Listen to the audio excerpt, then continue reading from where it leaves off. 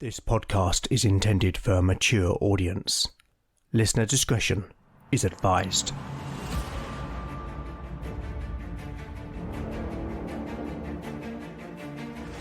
Welcome back to Legend of the Bones. Following in the footsteps of giants, Legend of the Bones is a chimera, a mix of old-school tabletop RPG and dark fantasy storytelling.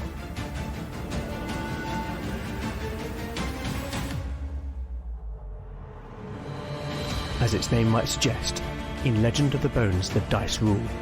There'll be no rerolls, no fudging the dice, no metacurrency. The roll of the bones will determine the character's destiny, and no one will be spared their fate. None shall escape the destiny of bone.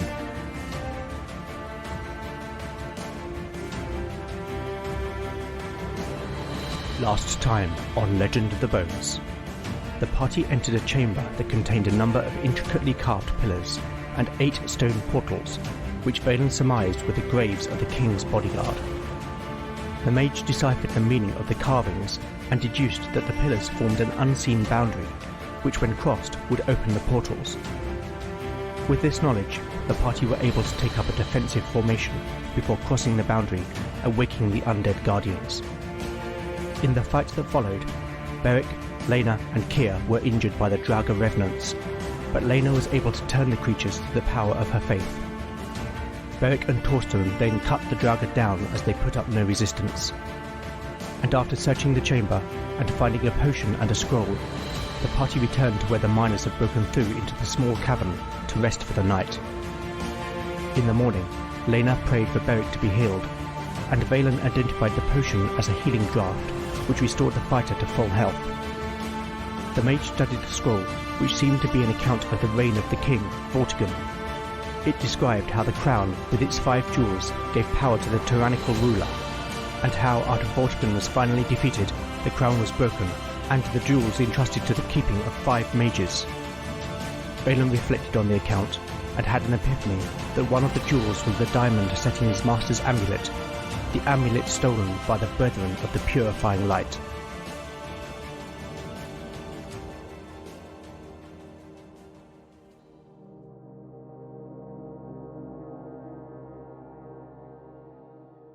Chapter 13, Part 1. 1 year ago. Valen watched closely as his master placed the large copper ring on the flagstone floor of the laboratory, and with a piece of chalk, carefully drew a pentagram within. When the symbol was complete, Amos fetched 5 candles, which he placed, one at each point of the pentagram, before lighting them in turn. When everything was in order, the old man turned to Valen. "Now, listen closely," Amos began. "Spells are just one aspect of the craft, and with the correct words and gestures, a spell will provide the mage with an immediate result." The old man paused to check his student was paying attention, which of course he was. He always was. When the young man came knocking on his door a year earlier, Amos could sense immediately that he had the sight. But not only that, he saw in Valen a great longing to learn, a desire to unlock his potential, and to harness the power that lay within. In many ways, the young mage reminded Amos of himself, including the shadow that quietly gnawed at his soul. Amos had learned to control the darkness, to turn it to his will, and he was determined to help Valen do so as well. "But the real power of the craft lay in the performing of rituals," the old man continued. "A ritual allows the mage to channel power over a longer period, and therefore harness far more energy than that which can be achieved through a spell." He could see his apprentice was hanging on every word. "But because the energy channeled is so great, the mage must take steps to protect themselves, lest their mind, and indeed their body, be torn asunder by the raw, untamed power." Amos gestured towards the pentacle. "The pentacle contains the energy and binds it, so that it becomes a well from which the mage can draw power. But it also forms a cage in which any dark magic, inadvertently or otherwise summoned, is bound, thus protecting the mage from its ill effects. The old man paused to see if his apprentice had any questions. Why would dark magic be summoned? Valen asked. That is a good question, Amos said approvingly. You have read my treatise, so what do you think? Valen considered the question for a moment. The mage must harness their emotions to perform spellcraft. Go on, the old man said encouragingly. So when the mage uses negative emotions, hate, anger, intolerance, then that attracts dark magic. Just so, Amos confirmed. Among other things, rituals can be used to produce enchantments which do not fade over time, infuse artifacts with magical energy, or summon creatures from different planes. The old man explained. But today, Amos said, moving over to the workbench, I will attempt to disenchant an artifact, to exercise it if you will. He held up an amulet, a gold disc, 3 inches in diameter, and in the centre was a large diamond. But why? Valen asked. A troubled look flickered momentarily across Amos's face. Because, my young friend, it is cursed.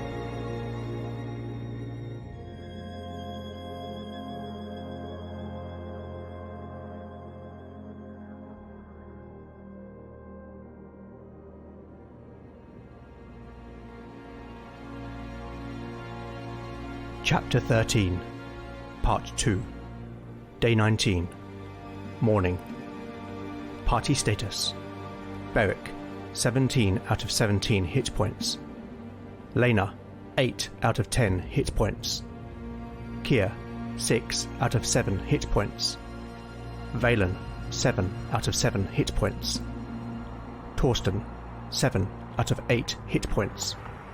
Spells available: Valen has memorized Push and Shield. The companions stood before the stone portal at the far end of the pillared hall. They had returned to the chamber, for they had seen the portal the day before, and instinctively knew that their task was not yet complete. And though no one spoke of it, each felt the icy fingers of fear at what may lay ahead. The bodies of the slain Draugr still lay where Beric and Torsten had cut the foul creatures down, and the chamber was filled with the sickly sweet smell of decay. The stone portal before which they now stood was some 8 feet in height, and bore no obvious means by which it could be opened. On either side of the portal were 4 oval recesses, cut vertically into the rock. Each was approximately 10 inches high by 6 inches wide, and as much deep. Carved upon the door itself were strange symbols that Valen said were runes, and on the lintel above the door were words in the same language as that found elsewhere in the tomb. This portal has been sealed with an enchantment. See there, those runes harness the power. Valen pointed at the arcane symbols. The ritual required to bind the enchantment would have been the work of a powerful mage, or mages. Are you not able to break it? Beric asked. No. There are incantations that can open magically sealed portals, but they are beyond my skill. In any case, this would have been the result of ritual magic, so spellcraft alone would unlikely work. The mage replied. So what are we going to do now? Kier asked. I believe the answer lay in that script on the lintel. Valen replied. It is another riddle. It reads, 8 I seek to open wide, orbs of wonder, thought and pride. In loyalty they take no rest, a final task on my behest.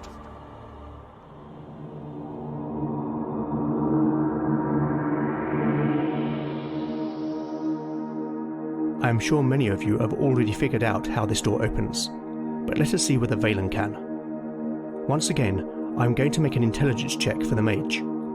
Valen will need to roll a 15 or less on a d20. Here is the roll. A 4.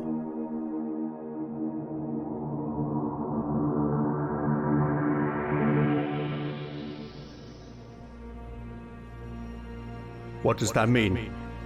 Beric asked. Balin looked towards the bodies of the fallen Draugr. These men were bound to Vortigern in death, as much as they were in life. The ritual used to seal this tomb undoubtedly summoned dark magic, though whether or not that was the intent, I cannot say. But the spilling of blood made it an inevitability. The mage looked back at the companions. I believe their heads are the key. Orbs of wonder, thought and pride. That is abhorrent, Lena said with shock. Be that as it may, I believe to open this portal, the heads of these creatures must be placed in those recesses. Well then, let us have at it, Torsten said resolutely. Beric and the dwarf moved to the bodies of the Draugr, and set to the grim work with sword and axe. And when the task was done, they placed the heads one by one in the recesses on either side of the portal. As the last was placed, Balin sensed the energy from the portal grow. There was a humming noise that only he could hear, and the runes carved upon the stone slab began to glow with bluish light that only he could see. The mage instinctively took a step back, and the others, seeing him do so, followed suit.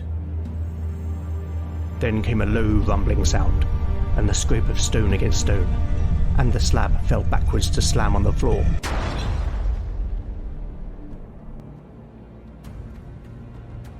Beric led the companions as they entered the chamber beyond the portal.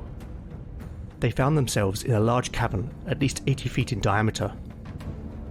There was more evidence of stonecraft on the walls, where intricately carved reliefs depicted scenes of events long lost to time. The cavern was gently illuminated from a small opening in the ceiling, in which a shaft of daylight entered the room and shone directly upon a raised dais in the centre of the chamber. Upon the dais was a stone throne, and upon the throne sat the armoured body of a corpse. The corpse wore a breastplate and greaves of finely wrought bronze, and an equally fine helm. Its right hand rested upon the hilt of an exquisite iron longsword that was unmarred by the passage of time, and leaning against the left of the throne was a bronze shield, beautifully wrought and decorated with circles and spirals, and accentuated with enamel.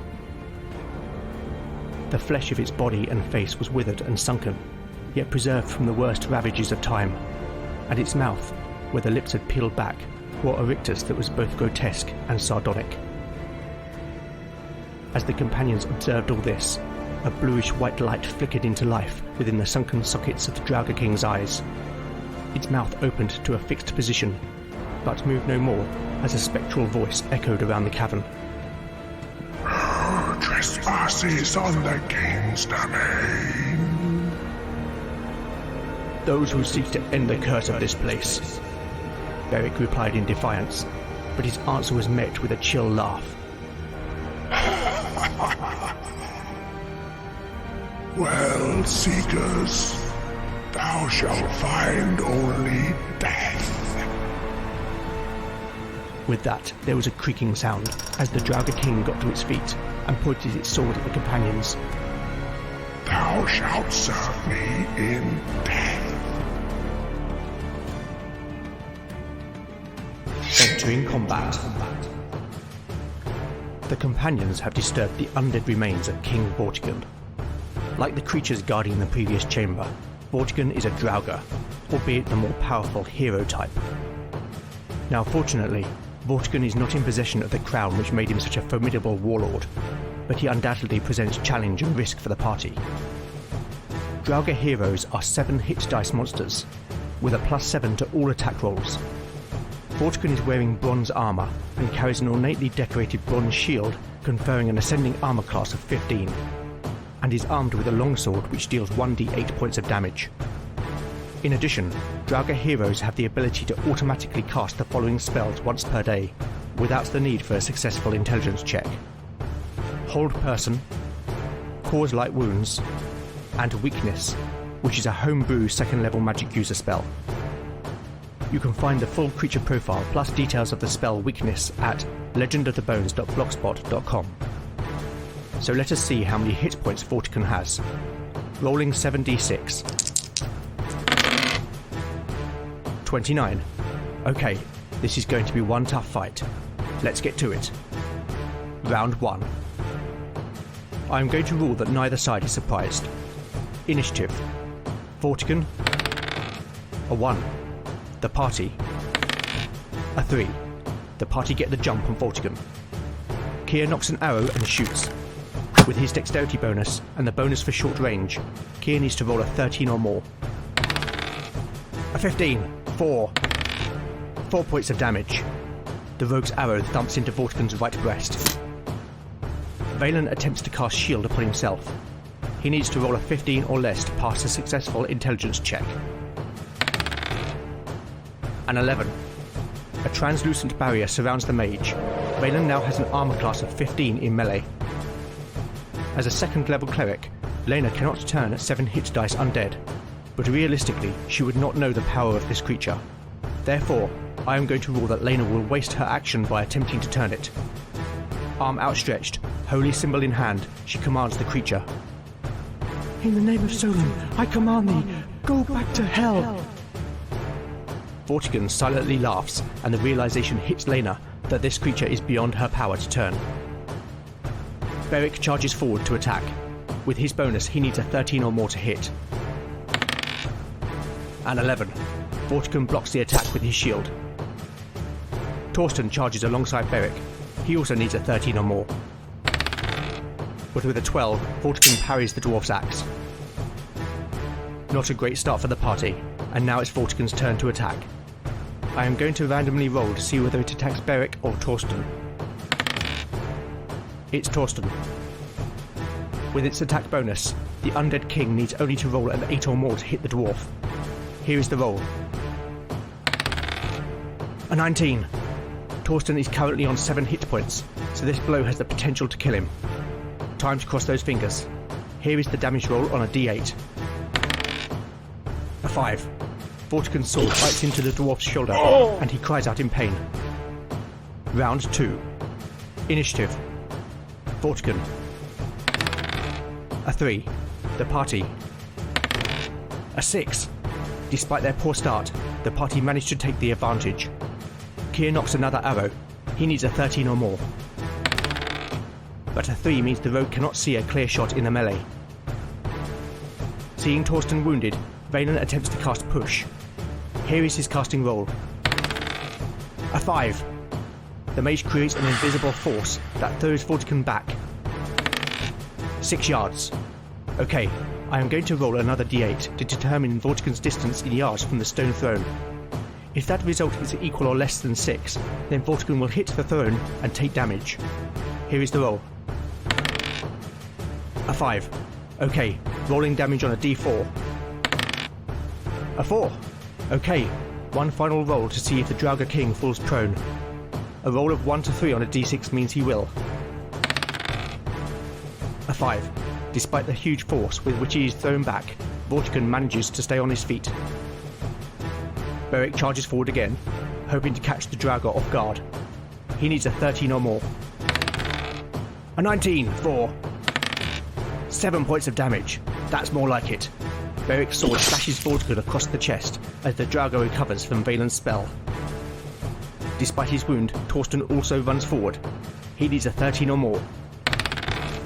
But with a 12, the Draugr manages to get his shield up just in time. Lena joins the fray with her warhammer. The cleric needs a 15 or more to hit. But with a 4, she misjudges the swing. Now it's Vortigern's turn. Okay, the Draugr King is going to use one of its special abilities. It will cast Hold Person, targeting 1d4 adversaries. Let's see how many of the party will be affected. 2.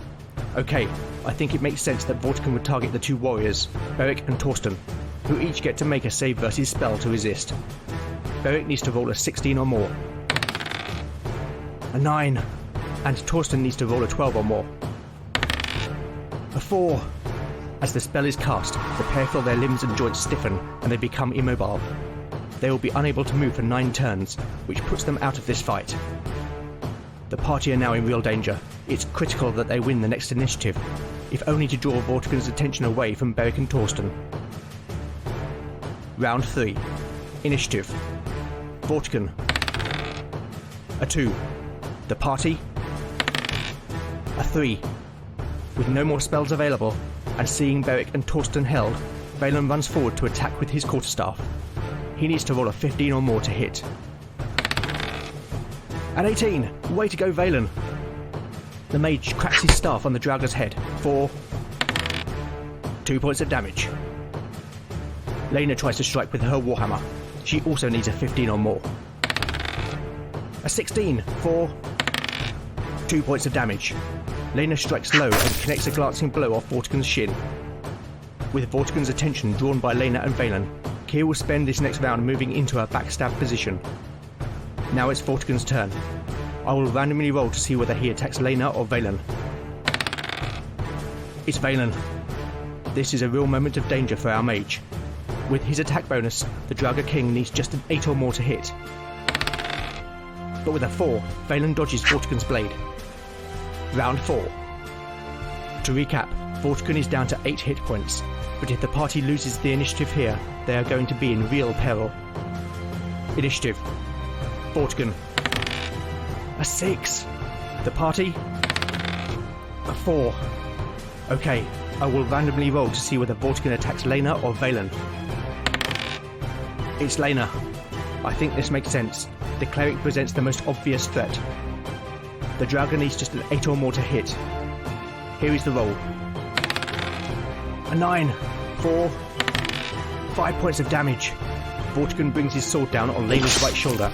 The cleric cries out in pain. Lena attempts to counter-attack. She needs a 15 or more. But with a 10, the cleric is knocked off balance by the Draugr's blow. Valen jabs forward with his quarterstaff. He needs a 15 or more to hit. A 16 for 4 points of damage. The mage's staff smashes into Vortigern's face, shattering his jaw. Okay, Vortigern has just 4 hit points remaining. Can Keir finish this? Whilst the Draugr has been occupied by Lena and Valen, our rogue has come around the back of Vortigern. A backstab is a unique ability for rogues, conferring a +4 to the attack roll, and if successful, it deals double damage.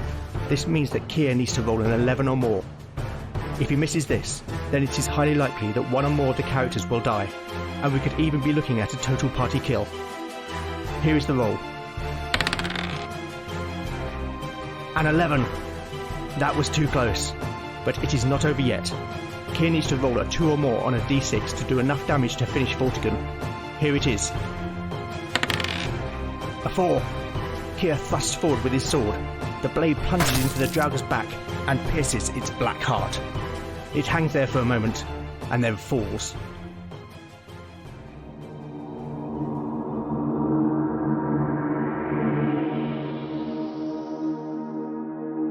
Well, there were a couple of moments in that combat when I thought the party were finished, and that this podcast, or season 1 at least, would be over. But miraculously, and I don't quite know how, the party survived without losing anyone. And what about Valen? He was on fire during that combat. But let us now look forward. After Beric and Torsten are free of the effects of the Hold Person spell, the party searches the cavern for treasure. Draugr heroes are treasure type G, but before I get to the random treasure, let us talk about the items I have intentionally placed here. Vortigern's bronze armour is of high quality, and I will rule that there is a 5% chance it is enchanted. 28, so no, but it is worth 3d6 times 10 gold. So that will be 100 gold pieces. Again, with the bronze shield, I will rule that there is a 5% chance it is magical. 64, so no, but similarly, the shield is worth 3d6 times 10 gold. Okay, that will be 140 gold. That makes sense, as the craftsmanship really is exquisite. The longsword is finely wrought. I am also going to say that there is a 5% chance that it is enchanted. Rolling a d100. 58, so it's not enchanted, but I'm going to say that it is worth 1d6 plus 1 times 10 gold. Okay, so the sword is worth 50 gold pieces. So now on to random treasure. For treasure type G, the party will find the following in a small chest behind the throne. There is a 50% chance of gold. 69, nothing. A 50% chance of platinum, which I am going to change to silver as per my earlier explanation. 15. The basic expert rule states an amount of 1d6 times 1000.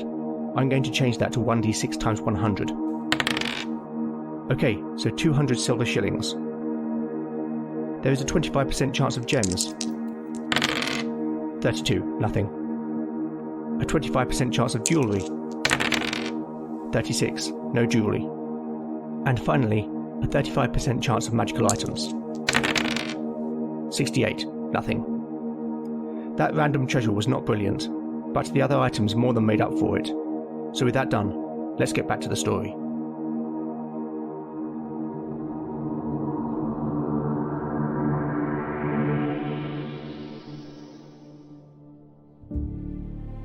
Chapter 13, Part 3, Day 19, Late Afternoon. Party status: Beric, 17 out of 17 hit points.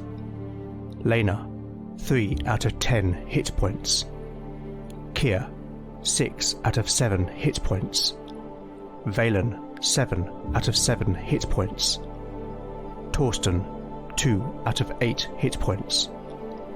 Spells available: there are no spells available. The bright daylight stung their eyes as the companions emerged from the Four Rivers mine, though all were glad to see the open sky and breathe fresh, clean air. After defeating the Draugr King and claiming the riches it possessed, the party had scoured the rest of the caves and tunnels and found a number of skeletons and corpses of miners, which from the way they lay had seemingly disanimated, likely after Vortigern had been vanquished. The curse had been lifted. The companions found the wagon where they had left it, and the horses grazing nearby. And once Kier had harnessed the animals, they climbed aboard and began the short journey back to Four Rivers.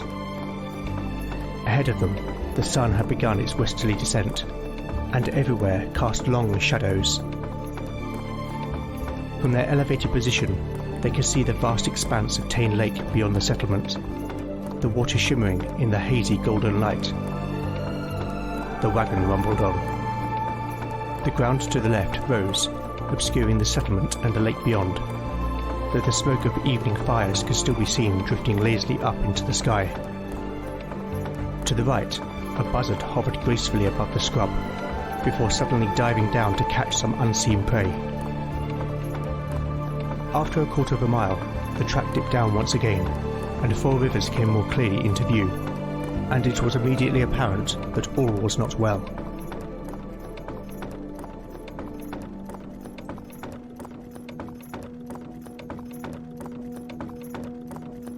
The smoke which had been visible on the track was not that of cooking fires.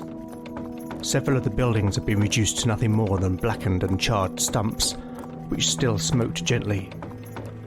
Most remained relatively unscathed, but scattered here and there were the butchered remains of at least 24 of the settlement's inhabitants, men and women, whilst the scorched remains of others lay on the threshold of their homes. The killing was indiscriminate. Thankfully, there were survivors. Some sat on the ground, staring blankly, clearly in a state of shock, while others wept over the bodies of friends and relatives. "The Nine have mercy," Lena said. Kier brought the wagon to a halt outside the hall, where a small group of men and women were lifting bodies onto a cart. Among them was Marbon, his face haggard and smeared with soot. A brief ironic smile flickered across the foreman's lips as he saw the companions. "My friends," he said flatly, "we are beset by evil."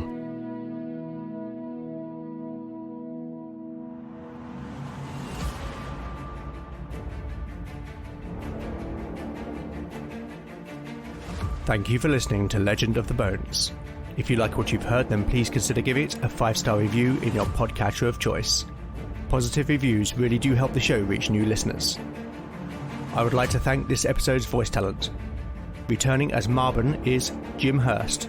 Thank you, Jim, for your contribution. It really is appreciated. You can also help by liking or retweeting new episode announcements, or simply recommending the show to a friend.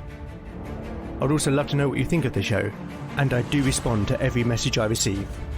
So with that in mind, you can contact me on Twitter at LegendBones, Instagram at LegendOfTheBones, email at legendofthebones@gmail.com, or go to legendofthebones.blogspot.com for show notes, character profiles, maps and more.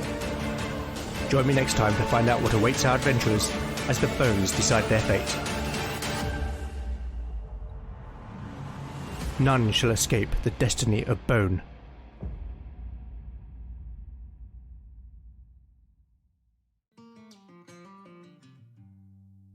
Snide's Return is a tabletop role-playing game interviews and actual play podcast. We interview content creators, Twitch streamers, and fellow podcasters, and we put out our own actual play using a variety of different systems.